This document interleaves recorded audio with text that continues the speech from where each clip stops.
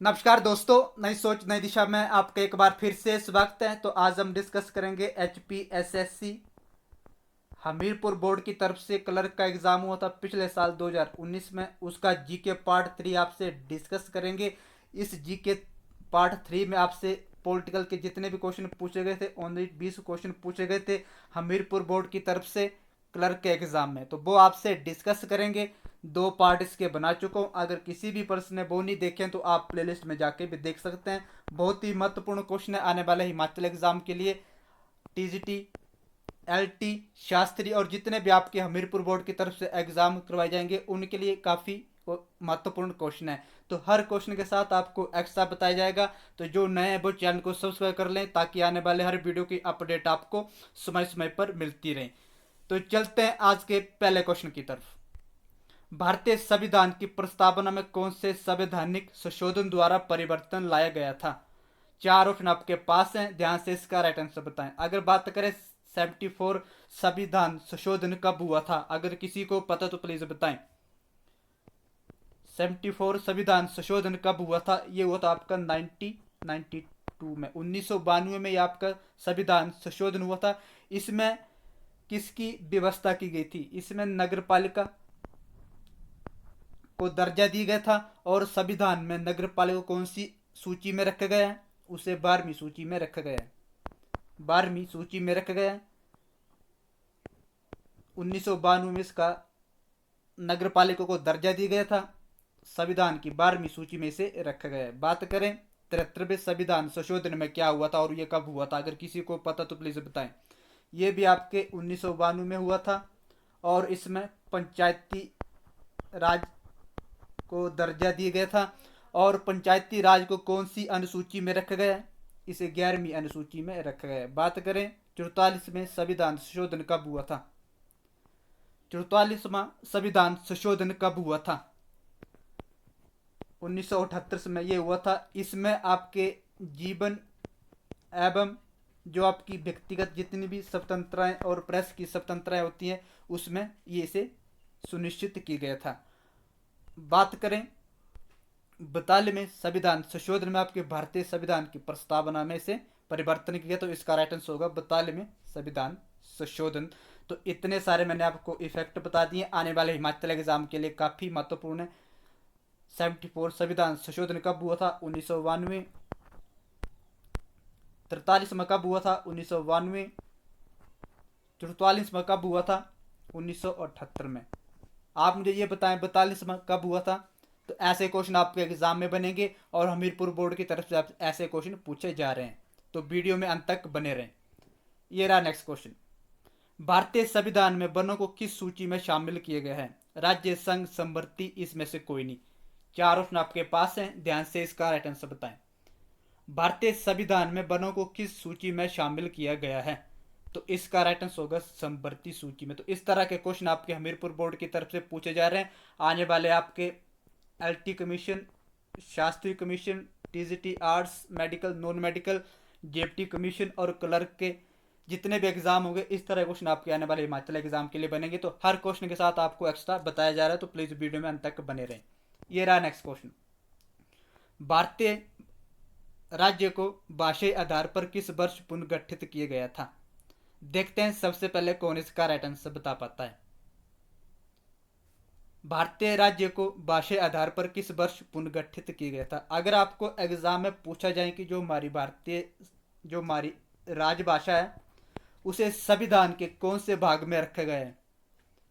राजभाषा को भारतीय संविधान के अंतर्गत किस भाग में रखा गया है? 17। अगर आपको एग्जाम में पूछा जाए कि जो हमारी राजभाषा है उसे किस अनुच्छेद में रखा गया है, उसे किस अनुच्छेद में रखा गया? 343 अनुच्छेद में से रखा गया। और बात करें 344 में, तो 344 में क्या रखा गया? अगर किसी को पता तो प्लीज बताएं। 344 जो अनुच्छेद है उसे राजभाषा संबंधित कुछ विषय जो सलाह देने के लिए एक आयोग गठित की जाता है, क्योंकि जो राष्ट्रपति होता है उसमें कुछ सलाह संबंधी जो विषय में अगर चर्चा करनी हो तो 344 अनुच्छेद के तहत की जाती है। और इसी आधार पर 1955 में 1955 में श्री बीजी खरे की अध्यक्षता में प्रथम राजभाषा का गठन किया गया था। किसकी अध्यक्षता में, आपसे इस तरह से भी पूछ सकते हैं कि 1955 में किसकी अध्यक्षता में राजभाषा का गठन किया गया था। तो बीजी खरे की अध्यक्षता में राजभाषा का गठन किया गया था। तो इसका राइट आंसर क्या होगा, 1956 में राजभाषा को पुनर्गठित किया गया था। तो इस तरह क्वेश्चन भी आपके एग्जाम में आएंगे। तो राजभाषा कौन से भाग में रखा गया, 17। अगर अनुच्छेद पूछे जाए तो 343। और 1955 में किसकी अध्यक्षता में राजभाषा का गठन किया गया था, तो उसका नाम था बीजी खरे की अध्यक्षता में राजभाषा का गठन किया गया था। तो इसका राइट आंसर मैंने आपको बताया 1956 में राजभाषा का पुनर्गठित किया गया था। इस तरह के क्वेश्चन आपके आने वाले हिमाचल एग्जाम में बनेंगे, तो वीडियो में अंत तक बने रहें। ये रहा नेक्स्ट क्वेश्चन, भारतीय संविधान के अनुच्छेद 19 में कितनी स्वतंत्रताएं दी गई हैं। देखते हैं सबसे पहले कौन इसका राइट आंसर बता पाता है। तो आपकी कितने मौलिक अधिकार हैं उसके बारे में विस्तार से हमने चर्चा की है, और मौलिक अधिकार कहाँ से लिए गए हैं, मौलिक कर्तव्य कहाँ से लिए गए हैं, उसके बारे में हमने विस्तार से चर्चा की है। तो इसका राइट आंसर बताएं। तो इसका राइट आंसर होगा 6। भारतीय संविधान के अनुच्छेद 19 में कितनी स्वतंत्रता। ये रहा नेक्स्ट क्वेश्चन, भारतीय नागरिकों को उनके मौलिक अधिकारों से निषिद्ध किया जा सकता है। 4 ऑप्शन आपके पास हैं, ध्यान से इसका राइट आंसर बताएं। भारतीय नागरिकों को उनके मौलिक अधिकारों से निषिद्ध किया जा सकता है। 4 ऑप्शन आपके पास हैं, ध्यान से इसका राइट आंसर बताएं। तो इसका राइट आंसर होगा राष्ट्रीय आपातकाल के समय। ये रहा नेक्स्ट क्वेश्चन, इनमें से भारत के प्रथम उप प्रधानमंत्री कौन थे। जवाहरलाल नेहरू, गुलजारीलाल नंदा, मौलाना अब्दुल कलाम आजाद, इनमें से कोई नहीं। 4 ऑप्शन आपके पास हैं, ध्यान से इसका राइट आंसर बताएं। इनमें से भारत के प्रथम उप प्रधानमंत्री कौन थे, तो इसका राइट आंसर होगा इनमें से कोई नहीं। भारत के जो प्रथम उप प्रधानमंत्री थे वो थे आपके सरदार वल्लभ भाई पटेल। 1947 में ये भारत के प्रथम उप प्रधानमंत्री थे। ये रहा नेक्स्ट क्वेश्चन, भारत का राष्ट्रपति एक विधायक को कितने समय के लिए प्रोकेट बिट्टो में रख सकता है। देखते हैं सबसे पहले कौन इसका राइट आंसर बता सकता है। भारत का राष्ट्रपति एक, यहाँ पे होगा विधेयक, यहाँ पे टाइप करने में थोड़ी सी मिस्टेक हो गई, विधेयक को कितने समय के लिए प्रोकेट बिट्टो में रख सकता है। 4 ऑप्शन आपके पास है, ध्यान से इसका राइट आंसर बताएं।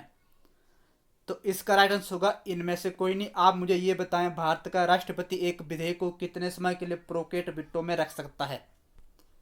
ये रहा नेक्स्ट क्वेश्चन, लोकसभा संसद का डैश है, निचला सदन, ऊपरी सदन, मध्य सदन, इनमें से कोई नहीं। लोकसभा संसद का डैश है, तो इसका राइट आंसर होगा निचला सदन। A option is right.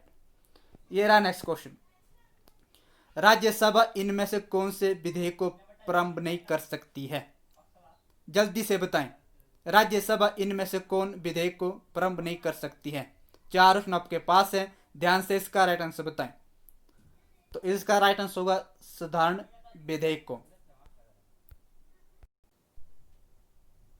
ये रहा नेक्स्ट क्वेश्चन, भारत के राष्ट्रपति को उसके कार्यकाल की समाप्ति से पहले हटाने की प्रक्रिया को प्रारंभ कर सकता है।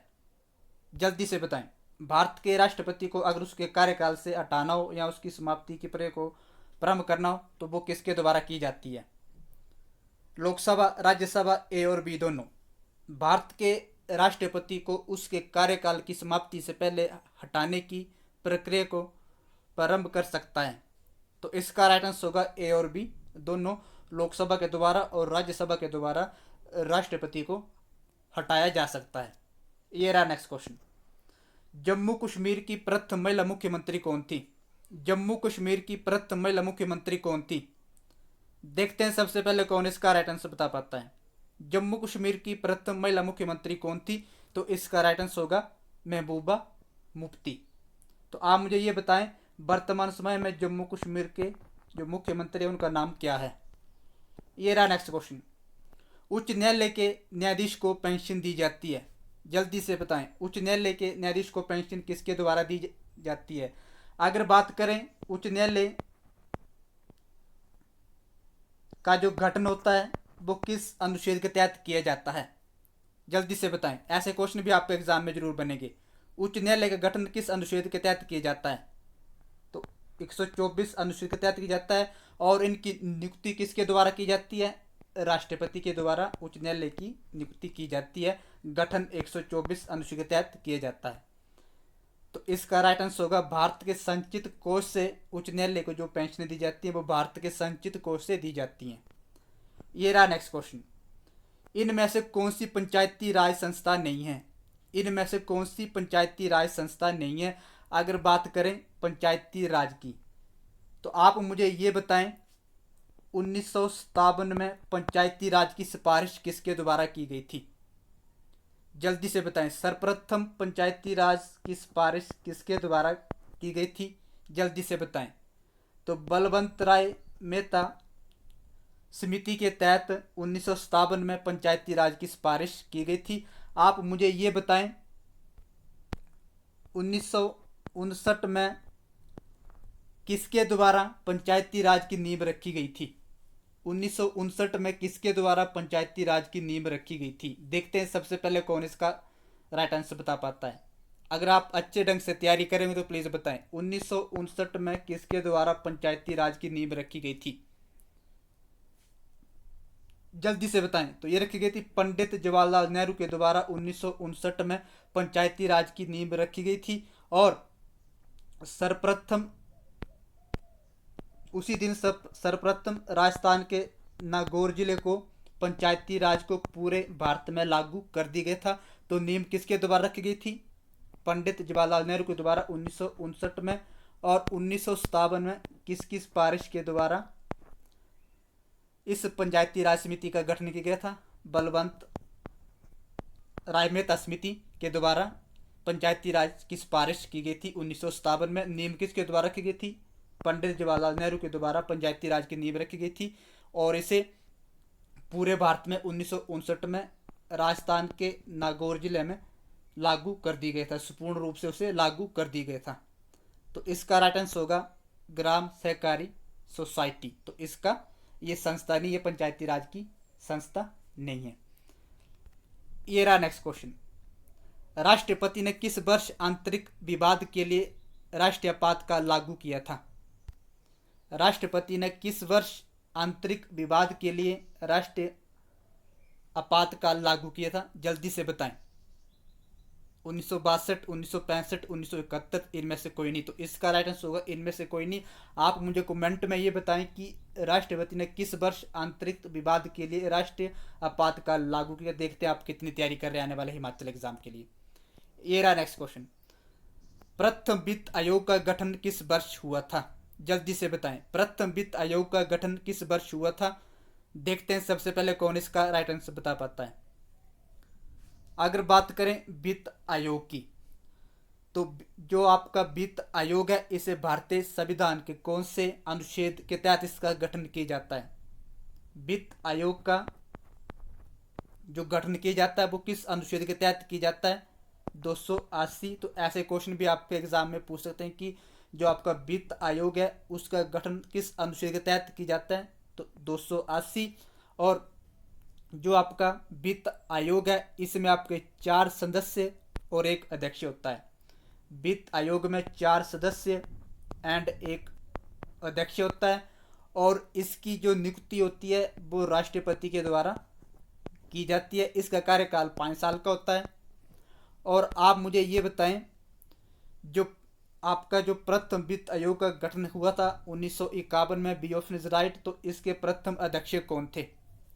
जब 1951 में प्रथम वित्त आयोग का गठन हुआ था तो उसके अध्यक्ष कौन थे, तो उनका नाम था केसी नियोगी। वित्त आयोग के प्रथम अध्यक्ष थे। तो आप मुझे बताएं कि वर्तमान समय में कौन सा वित्त आयोग चला है। वर्तमान समय में कौन सा वित्त आयोग चला है? तो ये चला आपका 15वां। और 15वें वित्त आयोग के अध्यक्ष कौन है वर्तमान समय में? अगर किसी को पता तो प्लीज बताएं। देखते हैं आप कितनी तैयारी कर रहे हैं आने वाले हिमाचल एग्जाम के लिए। 15वें वित्त आयोग के अध्यक्ष कौन है? तो उनका नाम है NK सिंह।